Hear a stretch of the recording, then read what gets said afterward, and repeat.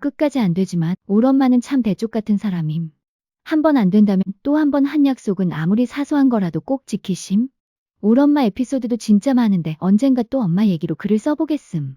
근데 그렇게 성격 확실한 엄마도 박보살 말이라면 무조건 오케이심. 조상님 이야기 이후로 완전 맹신 중이심. 울 엄마는 강아지를 싫어함.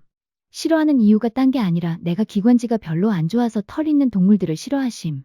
근처에도 못 가게 하셨음. 근데 난 강아지를 너무나도 사랑함 유유. 이루어질 수 없는 사랑임 유유유유. 하지만 난 포기할 수 없었음. 그래서 나의 잔머리로 박보살을 살살 꼬드겼음. 야, 나 강지 키우게 네가 좀 도와주셈.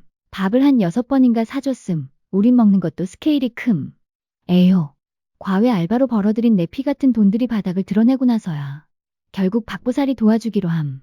엄마를 설득하기 위해 박보살이 동거 중인 세련이 강아지를 안고 우리 집에 왔음. 근데 세련이 이것이 자꾸 우리 아빠를 보고 짖는 거임 유유유유. 난 세련이 입막음을 위해 자꾸 육포를 물려줬음. 씹으면서도 짖는 싸나운 것. 역시 강아지는 주인을 닮는 거임 크크. 박보살이 마침내 말을 꺼냈음 두둥. 엄마, 집에 강아지 한 마리 키우셔야겠어요. 흰 강아지로. 아나 저것이 돌았나. 난 시추나 유키 키우고 싶다고 했잖아 이년아. 속으로 별상욕을 다 했음아오.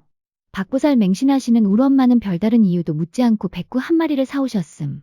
엄마도 참 말티즈나 푸들도 아니고 백구 크크크크. 그렇게 울집에 온 백구는 똥오줌도 못 가리는 녀석이었음. 우리 식구들을 보면 오줌을 잘잘 지렸음. 그렇게 좋아할 수가 없음. 특히 백구의 아빠 사랑은 좀 남달랐는데 애가 다중인격 같았음. 아빠를 보면 좋아서 난리를 치다가도 갑자기 이빨을 드러내고 짖고 꼬리 살랑살랑 거리다가도 물려고 하고 암튼 이상한 백구 녀석 근데 밥도 잘 먹고 집도 잘 지키던 백구가 어느 날부터 걷는 게 이상한 거임. 계속 한쪽 다리를 절고 허공을 보고 사납게 지저댔음. 병원에 데리고 가봐도 엑스레이상으론 아무 문제가 없다고 하는데 백구는 점점 더 안 좋아져 갔음. 한쪽 다리를 아예 들고 다녔음. 그러던 어느 날 집안에 결혼식이 있어서 우리 가족은 강원도에 다녀올 일이 생김. 1박 2일 일정이라 충분한 사료를 백구 밥그릇에 담아주고 동네 아줌마한테 강아지 수시로 들여다봐달라고 부탁을 했음. 그리고 결혼식을 갔다 돌아왔는데 항상 반기던 백구 녀석이 보이질 않는 거임. 불러도 대답이 없어서 아빠가 뒷마당에 찾으러 가보니 백구 녀석이 거기 싸늘하게 식어 있었음. 목줄을 메어놓고 갔었는데 어찌나 세게 당겨서 풀었는지 목줄이 목에 파묻혀서 있었다고 함. 난 참아볼 수가 없었음. 유유. 우리 집 뒷마당에 백구를 묻어주고 엄마가 박보살을 불러서 왜 강아지를 키우라 했냐고 물었음. 그랬더니 박보살이 하는 말. 얘가 나 자꾸 강아지 키우고 싶다고 엄마 설득해달라 해서 집에 왔더니 마침 아빠가 집에 계시던데 아빠 오른쪽 바지가랑이를 애기 영가가 붙잡고 있더라고요. 근데 세련이가 자꾸 짖으니까 무서운지 숨길래 키우시라고 한 거예요. 이러는 거임. 그니까 요점은 박보살이 내 부탁 때문에 엄마를 설득하러 왔는데 우리 아버지를 봤더니 아버지 다리에 애기 영가가 대롱대롱. 근데 세련이가 짖으니까 애기 영가가 무서워하길래 이거다 싶어서 강아지를 키우라고 했다는 거임. 박보살 말로는 흰 강아지를 키우라고 한 이유는 흰 강아지가 영험하다는 이유에서였고 또 아빠가 다칠 오른쪽 다리를 백구가 다쳤고 아빠가 건너실 뻔한 요단강을 백구가 대신 건넜다고 함드드. 생각해보니 세련이와 백구가 아빠를 보며 짖는 게 아니었던 듯. 신기한 건 그해 초에 엄마가 늘 다니시는 절에서 우리 가족 신수를 봤는데 아빠 이번 해가 너무 안 좋다고 이번 해만 넘기면 좋겠는데 힘들지도 모른다고 했다고 함. 그래서 아빠 지갑에 부적도 넣어두고 절에서 등도 켜고 그랬는데 지금은 천만다행으로 건강하심 유유. 그리고 박보살의 흰강지 드립 덕분에 울집엔 항상 흰둥이가 있게 되었음 컹컹. 지금은 빌라로 이사를 해서 말티 2마리와 동거 중임 깍 행복가요. 근데 님들아 나도 왠지 능력자 된 것 같지 않음? 박보살한테 그때 마침 강아지 키우게 해달라고 내가 얘기했음 크크. 나 확 돗자리 깔아버릴까요? 크크크. 물론 백구한테는 미안함 유유유유 백구야 유유유유 잊지 않을게. 그때 괴롭혀서 미안해 유유유유 좋은 곳으로 가렴. 또 한 가지 에피 기독교인인 내 친구도 박보살을 맹신하게 된 이야기임. 나랑 친한 대학 친구가 있는데 박보살과 만난 적이 있음. 이런저런 얘기하고 맛있는 거 먹고 기분 좋은 빠빠이를 했음. 어느 날 시간이 좀 흘러서 박보살이 전화가 띠리링 오는 거임. 네 학교 친구 혹시 자취하냐고 묻길래 그렇다고 했음. 얘는 집이 다른 지역이라 자취를 했음. 근데 박보살이 너무 심각하게 말하는 거임. 내가 걔 한 번 보고 이런 말 해서 미친 여자 같겠지만 네 친구 당분간 자취방에 있지 말라고 해. 그리고 니도 절대 거기 가지 말고. 난 망설여졌음 유유. 대학 친구는 기독교인이라 그런 걸 전혀 믿지 않음. 저는 왜곡된 기독교인들은 싫지만 얘는 정말 독실하고 남에게 강요하지 않아요. 정말 진정한 기독교인이에요. 분명히 박보살 얘기를 하면 씨알도 안 먹힐 테고. 그래서 대학 친구에게 억지 핑계를 대고 울집에서 며칠 통학을 하기로 했음. 그러다 3일인가 지나서 친구가 전공서적 가지러 가야 된다고. 학교 가는 길에 자기 집에 좀 들리자 해서 갔음. 난 차 안에 기다리고 있고 친구가 집에 올라갔는데 전화가 오는 거임. 전화를 받으니까 덜덜 떨면서 와달라고 하는 거임. 무슨 일이지 싶어서 올라가 봤더니 친구네 집이 난장판이 되어 있었음. 헐, 그래서 박보살이 여기 있지 말라고 했나? 싶은 마음이 들었음. 경찰에 신고를 하고 박보살한테 전화를 했음. 친구네 집에 도둑놈이 들어와서 다 털렸다고 난장판이라고 그랬더니 박보살이 대수롭지 않다는 듯 하는 말. 걔 거기 있었으면 몸도 상할 뻔했어. 꿈에 웬 시커먼 놈 2명이서. 네 친구한테 나쁜 짓 하더라고. 만약 거기에 그 친구가 있었다면 어떻게 됐을까 싶은 마음이 드니까 눈물이 막 났음. 그때 우리 학교 근처 원룸촌에서 알게 모르게 강도 강간 사건이 많이 있었는데 박보살 덕분에 내 친구는 살았음 유유. 그리고 보름 뒤인가 친구 반지랑 목걸이랑 노트북 갖고 간 놈들을 잡았는데 박보살이 꿈에서 보았듯 20대 남자 2명이 범인이었음. 오늘의 마지막 이야기임. 박보살 1편을 보신 분은 아시겠지만 박보살이 내 어깨 위에 계신 수호령을 봤음. 며칠 뒤에 자기 이모한테 가자고 하는 거임. 난 드디어 그 유명하신 박보살 이모님을 뵙게 되었음. 두둥. 염통이 쫄깃해지는 기분이었음. 근데 예상외로 이모님 인상만 보니깐 정말 인자하신 보통 아주머니 같았음.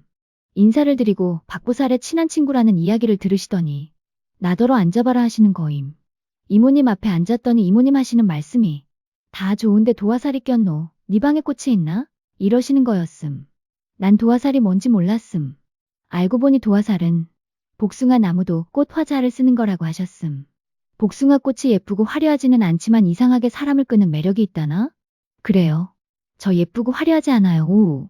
한마디로 말해서 한 사람이랑 백년해로 하지 못하고 자꾸 이성이 꼬이는 거임. 우. 예전 기생이나 유부, 지금은 화류계에 종사하시는 분들이나 연예인들이 도화살 사주가 많다고 함. 이 얘기를 들은 박보살이 나한테 비장한 표정으로 닌 전생에 농개였어. 라며 농개 드립 쳐주심. 크크크크. 참나 황진이도 아니고 농개 크크크크크크크크크크크크. 암튼 난 아무리 생각을 해봐도 방에 꽃이 없는 거임. 화분 키우고 이런 거 절대 못함. 내 몸땡이도 귀찮음. 절대 없다고 말씀드렸더니 이모님께서 좋아도 없냐며 자꾸 내 방에 꽃이 보인다고 하셨음. 혹시라도 집에 가면 내 방뿐만 아니라 집안에라도 꽃이 있으면 다 갖다 버리라고. 내가 도화살이 있는 데다가 집에 꽃이 있으면 그 기운이 왕성해져서 안 된다고 하셨음. 꽃처럼 외모가 화려한 것들에 안 좋은 기운들이 숨어 있다고 함. 이모님께서 나한테 있는 수호령들이 보이신다며 물론 날 도와주시는 분들이시지만 외로운 영가들이기 때문에 도화살로서 나에게 보답받고 싶어 하신다는 덜덜덜. 그리고 이젠 내 앞길에 수호령이 필요하지 않으시다면서 엄마 다니는 절에서 그분들 천도제를 지내주라고 하셨음. 그렇게 이야기를 나누다가 갑자기 이모님이 나한테 덧니가 있지라고 물으셨음. 난 보이는 덧니는 없는데 윗 어금니가 안쪽으로 났음. 보이진 않지만 고기 먹을 때마다 자꾸 껴서 짜증이 남. 키읔. 안으로 난 덧니가 있다고 말씀드렸더니 그럴 줄 알았다는 듯 웃으시며 안으로 난 어금니는 숨겨놓은 자식을 뜻한다고 당장 빼라고 하셨음. 도화살 덜덜 숨겨놓은 자식 덜덜덜. 난 그렇게 간 큰 여자 아님 유유유. 충격의 도가니탕이었음. 집으로 와서 엄마한테 전부 다 얘기를 했더니 우리 엄마 갑자기 미친 듯 꽃을 찾기 시작했음. 근데 내 방 어디에도 꽃이 없는 거임. 집안을 샅샅이 뒤져봐도 화초나 허브 같은 것밖에는 안 보였음. 그렇게 한참을 찾다가 엄마랑 나랑 내 방 침대 위쪽을 보고 기절할 뻔했음. 내 방 침대 위에 벽이 너무 심심해서 내가 장미꽃 포인트 벽지를 붙여놨었는데 진짜 장미 넝쿨처럼 풍성하게 붙여놨었음. 나름 미적감각 풍부한 여자임. 박보살 이모님은 그걸 보신 거임. 그 장미꽃들을 다 떼어내고 다음날 치과에 가서 이도 뽑았음. 그리고 엄마 다니는 절에 가서 내 어깨에 계신다는 조상님들의 천도제를 지내드렸음. 3개월에 한 번씩 1년에 4번 그렇게 3년 동안 지냈음. 천도제 지낼 때 드는 비용도 만만치 않지만 돈은 상관없다 치더라도 천도제 지내는 날 난 개죽음이었음. 내가 열심히 절을 해야 수호령 분들이 좋은 곳에 간다고 하셔서 제 지낼 때마다 난 천배를 했음. 후덜덜. 절 1000번 하고 떡실신을 하곤 했음. 크크. 병원에서 링거 투혼. 크크. 젖을 체력임. 크크크크. 그리고 마지막 천도제를 끝내던 날 밤. 엄마가 잠을 자다가 꿈을 꿨는데 아무도 보이지 않는데 목소리만 들리더라고 함.